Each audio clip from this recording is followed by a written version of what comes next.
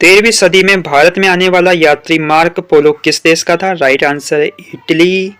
Uzbekistan से अल बिरूनी किस शताब्दी में भारत आया था? राइट आंसर है 11वीं शताब्दी। मैकस्थनी चंद्रगुप्त मौर्य के दरबार में डैश का राजदूत था? राइट आंसर है यूनान का राजदूत। 12वीं शताब्दी में कर्नाटक में एक नवीन आंदोलन का उद्भव हुआ जिसका नेतृत्व बासवन्ना नामक एक ब्राह्मण ने किया था, जो प्रारंभ में जैन मत को मानने वाले थे और डैश राजा के दरबार में मंत्री थे।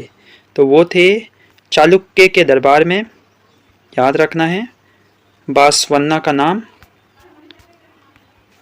किताबुल हिंद के लेखक अल बिरूनी को किस शासक द्वारा बंदी बनाया गया था? तो वो बनवाया गया था महमूद गजनी के द्वारा। भारतीय इतिहास में प्रथम महिला शासक कौन थी? वो थी रजिया सुल्तान। पोलो या चौगान खेलते समय निम्न में से किस सुल्तान की मृत्यु हुई? तो वो थी कुतुबुद्दीन ऐबक की। किस सम्राट ने अपनी राजधानी दिल्ली से दौलताबाद के लिए स्थानांतरित की थी? तो राइट आंसर है मोहम्मद बिन तुगलक।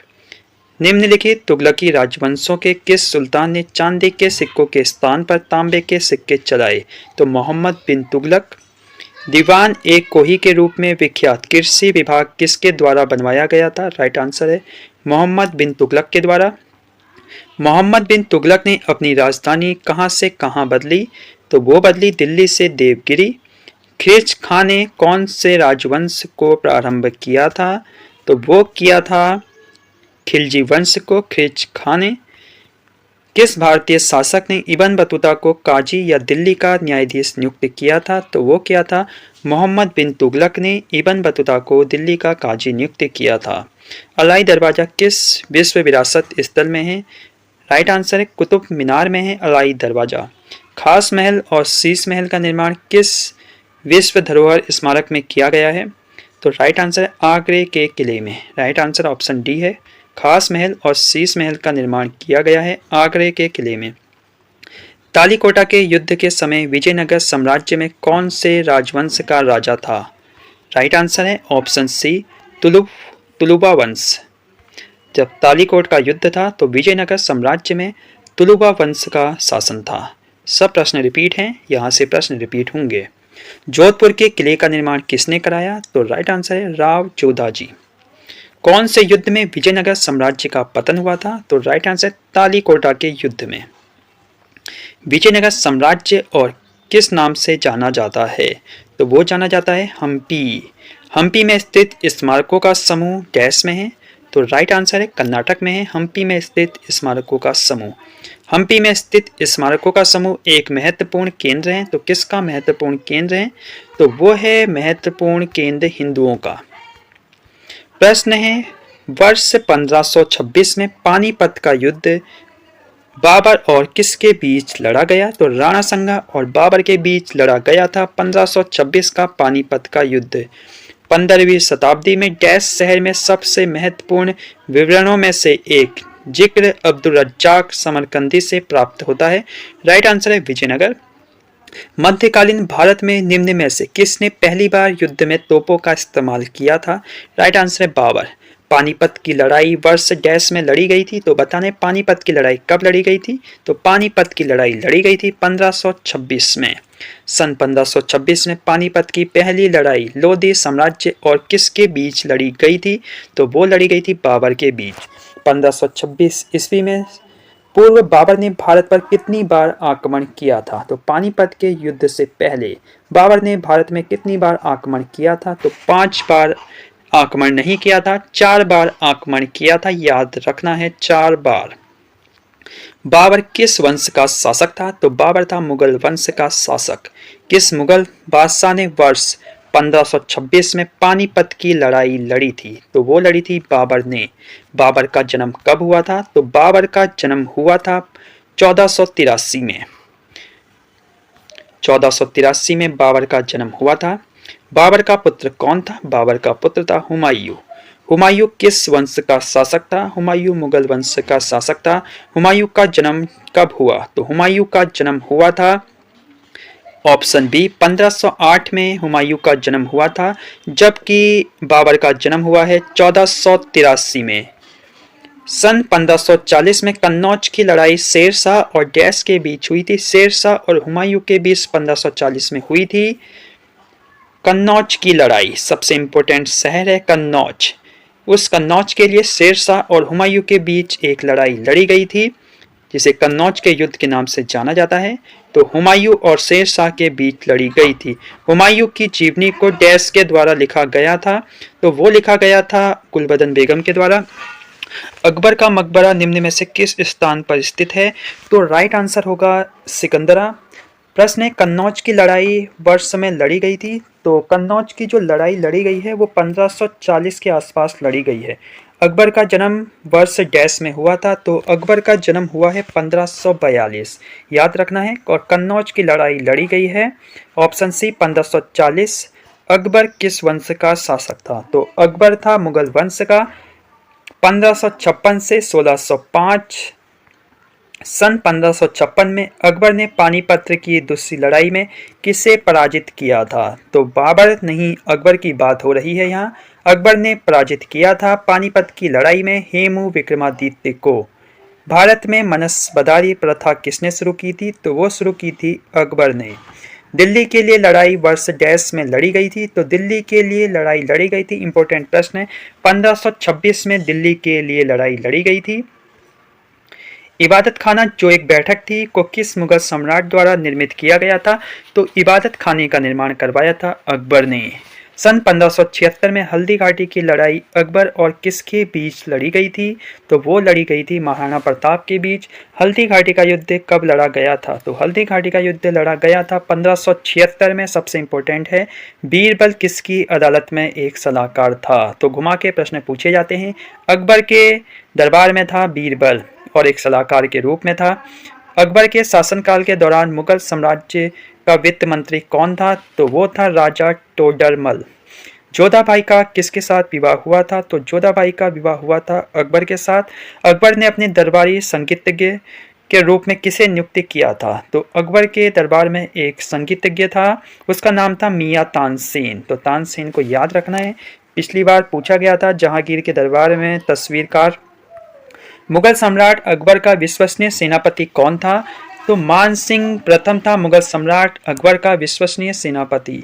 अकबर के शासनकाल में डैश सेनापति थे, तो वो थे अकबर के शासनकाल में सेनापति मीर बख्शी। जहांगीर किस वंश का शासक था? तो जहांगीर था मुगल वंश का शासक। अकबर ने मियाँ का शीर्षक किसे दिया था? तो अकबर ने मियाँ का शीर्षक दिया था तानसेन को। नूरजहां किस मुगल सम्राट की पत्नी थी? तो नूरजहां थी आपकी जहांगीर की पत्नी। जहांगीर का जन्म कब हुआ था? याद रखना है, जहांगीर का जन्म हुआ था 5069 में। जहांगीर के शासनकाल में निम्न में से किस चित्रकार को नादिर उल उसरा की उपाधि दी गई थी? तो मंसूर। पिछली बार पूछा गया था पटवारी एग्जाम में, जहांगीर के दरबार में मंसूर कौन था? इस बार प्रश्न बन सकता है, मंसूर को कौन सी उपाधि मिली थी? तो मंसूर को उपाधि मिली थी नादिर उल उसरा की। जहांगीर किसका पुत्र था? जहांगीर अकबर का पुत्र था। मयूर सिंहासन एक प्रसिद्ध रत्नों से जड़ित सिंहासन था, जिस पर भारत के किन सम्राटों की हुकूमत थी? तो राइट आंसर है मुगल की। भारत ने 1617 में ब्रिटिश ईस्ट इंडिया कंपनी की व्यापार करने की डैश द्वारा अनुमति मांगी थी। तो राइट आंसर है जहांगीर। तो जहांगीर के दरबार में गया था, आपको बताना है कौन गया था। सन 1617 में ब्रिटिश ईस्ट इंडिया कंपनी का एक अफसर गया था जहांगीर के दरबार में। उसके बाद मिल गई थी अनुमति अंग्रेजों को भारत में व्यापार करने की। शाहजहां कैस का मुगल शासक था? तो शाहजहां था 5 मुगल शासक। शाहजहां किस वंश का शासक था? तो शाहजहां था मुगल वंश का।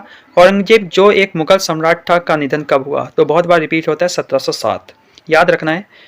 फ्रांस का रहने वाला फ्रांकोइस बर्नियर सम्राट डैश के ज्येष्ठ पुत्र दारा सिकाओ के चिकित्सक के रूप में मुगल दरबार से जुड़ा हुआ था।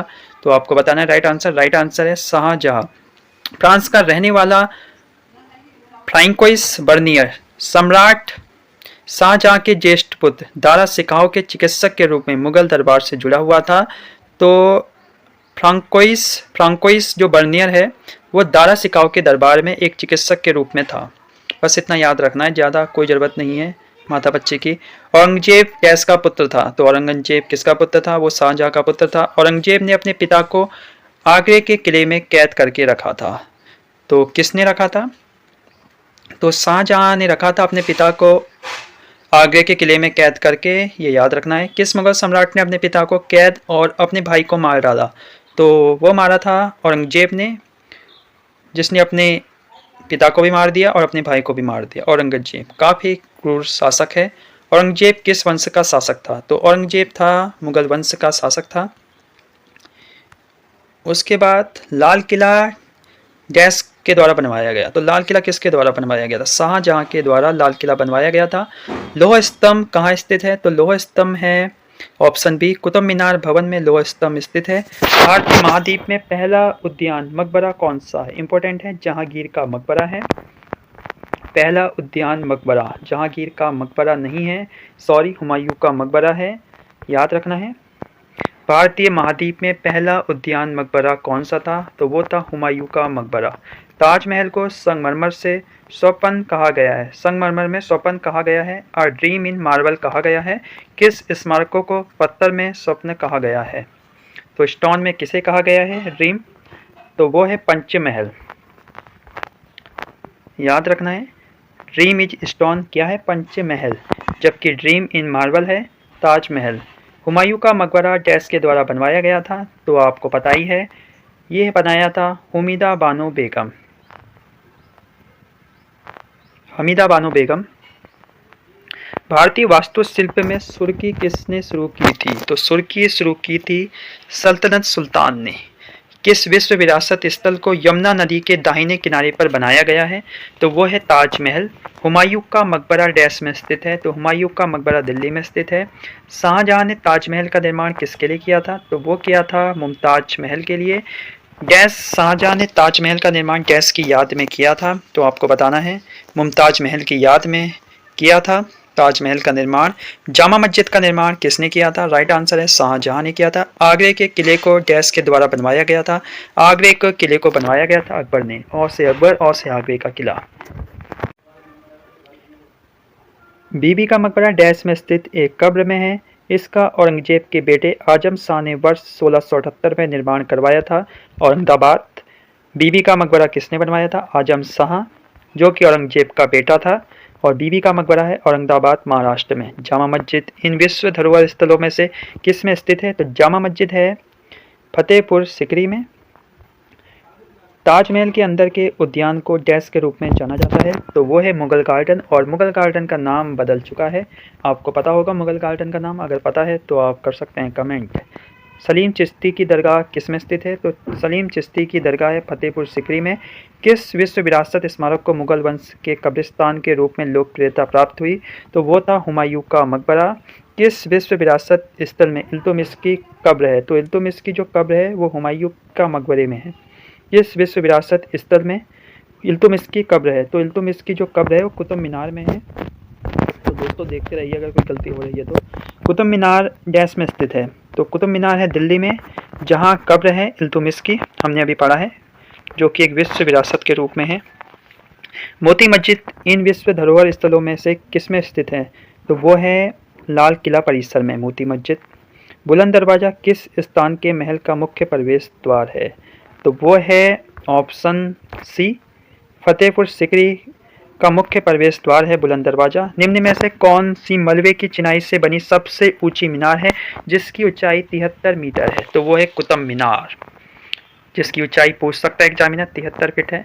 कहा जाता है कि फारस की राजधानी इस्फहान ने एक स्मारक के निर्माण के लिए प्रेरणा प्रदान की है। वह स्मारक निम्न में से कौन सा है? तो वो है लाल किला परिसर।